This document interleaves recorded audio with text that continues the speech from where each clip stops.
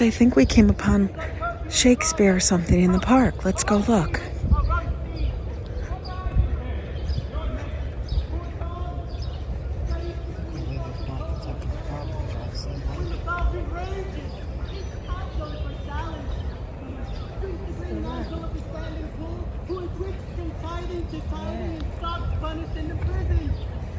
But my sin in such small tears has been come for 7 long years.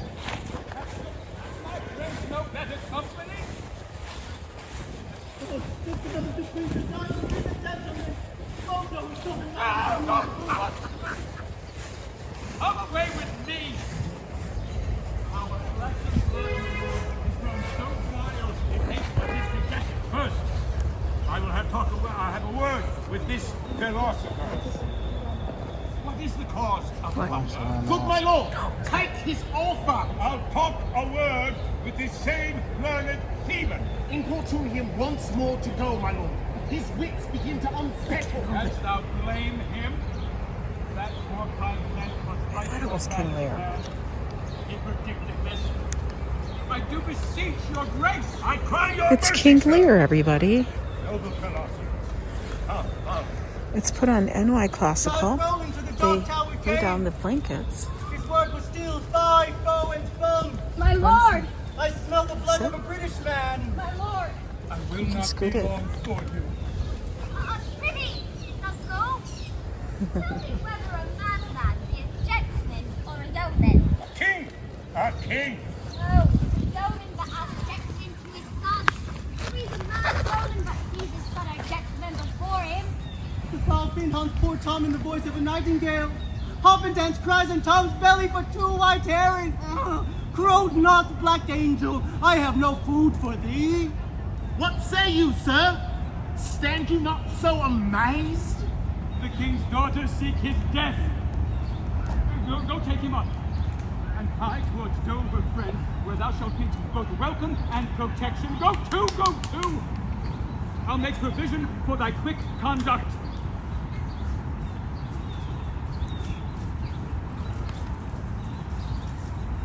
The king grows mad. I tell thee, friend, I am almost mad myself. I had a son, now outlawed from my blood. He sought my life. But lately, very late, I loved him, friend. No father his son dearer.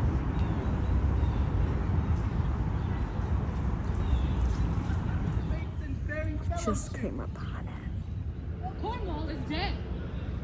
Edmund and I have talked, and more convenient is he for my hand than for your ladies. You may gather more. If you do find him, pray you give him this. And when your mistress hears thus much from you, pray desire her call her wisdom. Very well. If you do chance Herself! My senses sure conform to my wild garb, and I am mad indeed. Ever thou art, a friend, a wretched maiden. Speak, friend, to one more wretched than thyself. Such amazing piety, such tenderness should yet to me be cruel. Oh, Cordelia! Go! But such a fall as this I grant was due to thy aspiring love, for 'twas presumptuous, though not presumptuously pursued. Oh, come my arms, thou dearest, best of men, and take the kindest vows that were ever spoke by a protesting maid. It's possible! Quite a dear by the stream that bathes my heart. These hallowed rags of thine and naked virtue, to me are dearer than the richest pomps of purple monarchs.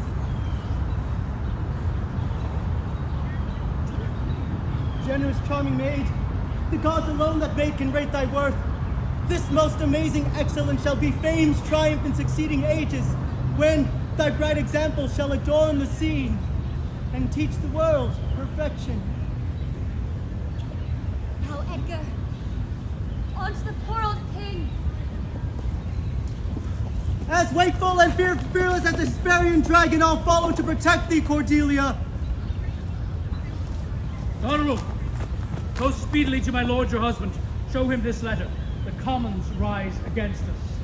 Edmund, keep you our sister company. The revenges we are bound to take upon your traitorous father are not fit for your beholder. Urge Albany to a most speedy preparation for battle. We are bound to life. How now, where's the king? My lord of Gloucester hath conveyed him hence, who with some other of the lord's dependents are gone with him toward Dover, where they boast to have well-armed friends. Bring him before us! Farewell, dear sister. Farewell, my lord of Gloucester. Farewell, sweet sister.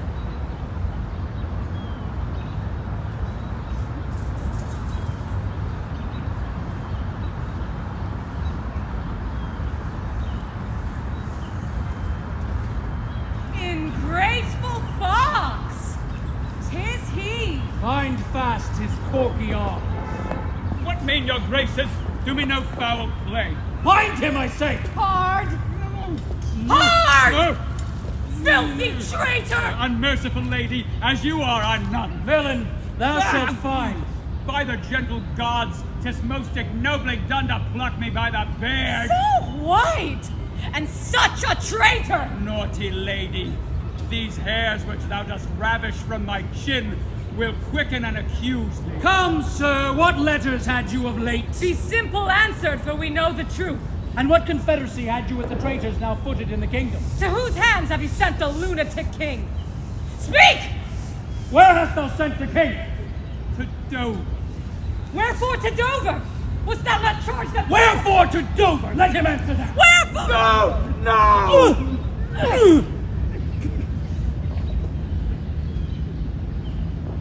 My lord, you have one eye left to see him. Lest it see more, prevent it!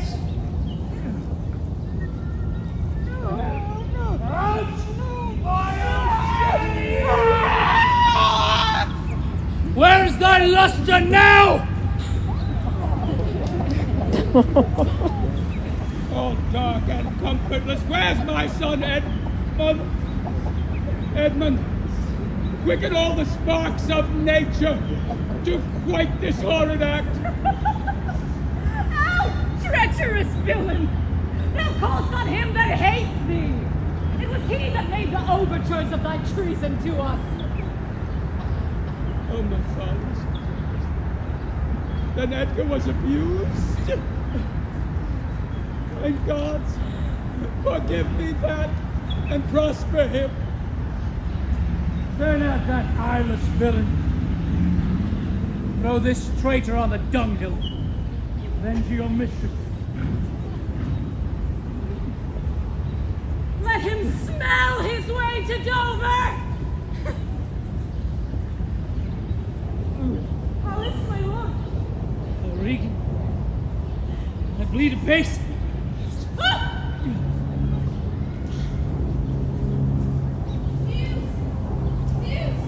News, madam!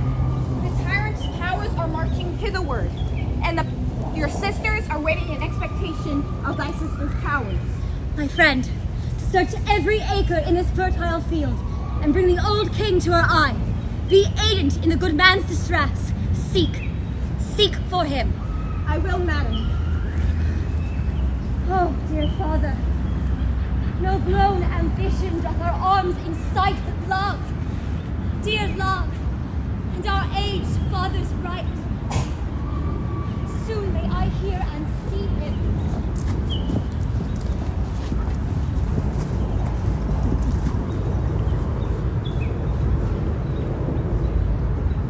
I'll never care what wickedness I do, if this man come to good. Away! Be gone! I have no way, and therefore want no eyes. I stumbled when I saw, oh dear son Edgar, the food of thy abused father's wrath. Might I but live to see thee in my touch, I'd say I had eyes again. Like flies to wanton boys are we to the gods. They kill us for their sport. Bless thee, my lord. Who's there? Is that the naked fellow? Poor Tom's a cold. Come hither, fellow. Bless thy sweet eyes, they bleed.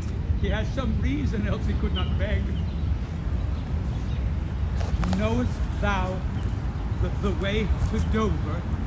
Both stile and gate, horseway and footpath. The poor Tom has been scared out of his good wits.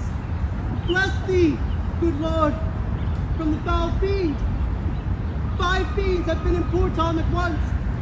Of lust as of Viticut, Hoppitudence, prince of darkness, Mahu of stealing, Modo of murder, Liberty gibbet of moping and mowing.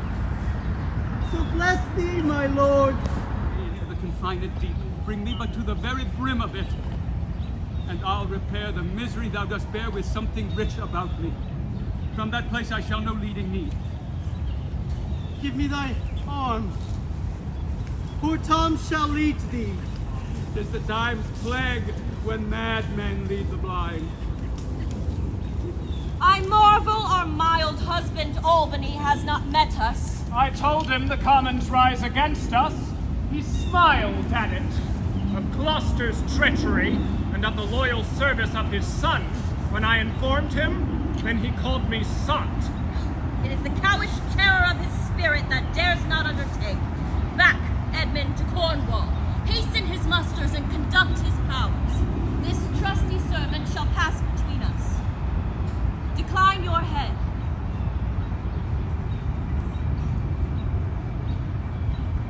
This kiss, if it durst speak, would stretch thy spirit up into the air. Conceive and fare thee well. Yours in the ranks of death.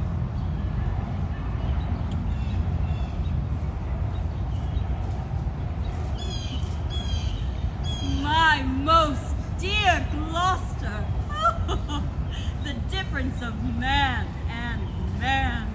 To thee a woman's services are due. Madam, here comes my lord. Goneril, you are not worth the dust. You are not worth the dust which the rough wind blows in your face. No more, this text is foolish. What have you done? Tigers, not daughters. What have you performed? A father and a gracious aged man whose reverence even the enraged bear would lick. Most barbarous, most degenerate. Have you madded? Could my good brother suffer you to do it? Milk-livered man, that bear'st a cheek for blows, a head for wrongs. Where's thy drum? The commons spread their banners through our noiseless land, whilst thou, a moral fool, sits still and cries, alack, why do they so? See thyself, devil! Oh, vain fool! Work my fitness to let these hands obey my blood. They are apt enough to dislocate and tear thy flesh and bones. Howe'er thou art a fiend. Everything I said was no good divinity. They told me I was everything. 'Tis a lie. Is it not the king? Aye, every inch a king. Why, when I do stare, see how the subject quakes? I pardon that man's life. What was thy cause? Thou shalt not die. Die for adultery? No!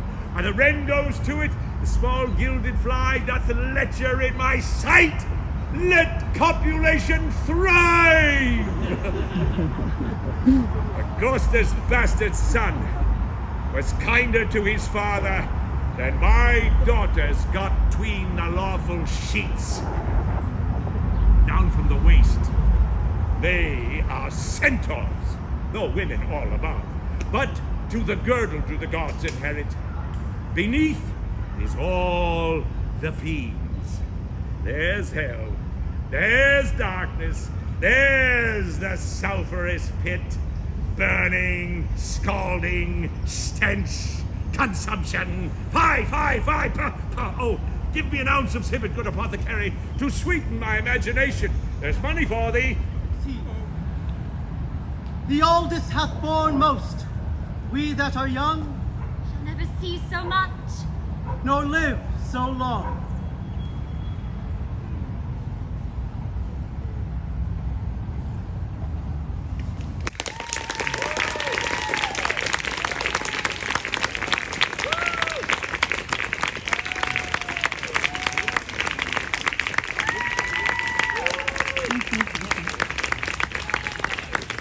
That was cool.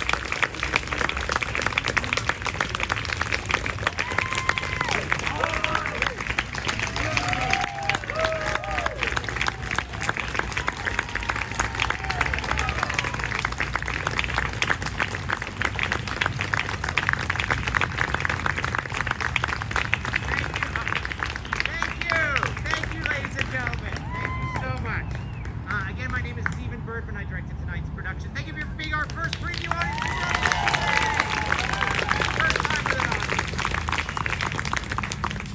Each season, New York Classical. Oh, Joe, we got to see some theater. How'd you like that? Unexpectedly good. That was a surprise, right? We just literally happened upon it in the park. Warmed up to it initially. Joe wanted to walk away. I'm like, I'm sitting down for Shakespeare in the park. I made him sit down, guys. I said, come on. Come on. Don't be a grumpus. Coffee. Now he wants coffee. Okay, we go get coffee. It did get chilly. It's chilly. My butt's wet. Oh, that's too much information for the Because it's a video. damp ground. They actually had like blankets out, like little satin blankies to sit on. So that was nice. I am very glad I live here. First theater in New Thank York. you, New York.